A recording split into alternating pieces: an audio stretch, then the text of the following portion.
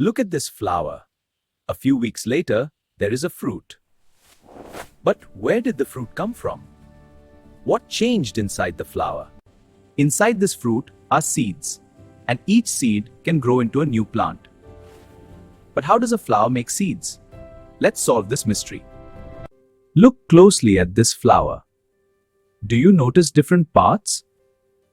Why does a flower need so many structures? Watch the bee carefully. It visits one flower and then another. Something yellow is sticking to its body. What could it be carrying? The bee is carrying something. What do you think will happen when it lands? Will the flower change in some way? Which flower is more likely to make seeds? Flower A or flower B? What is your guess?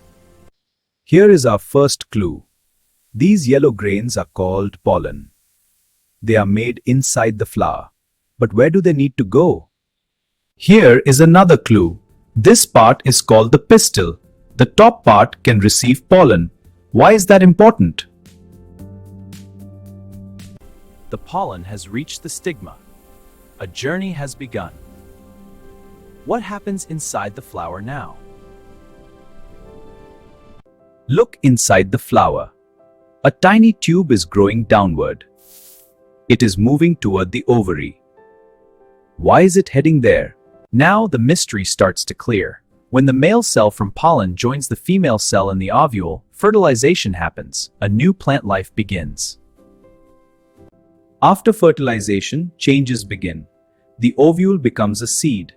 The ovary becomes a fruit. That is how fruits are formed.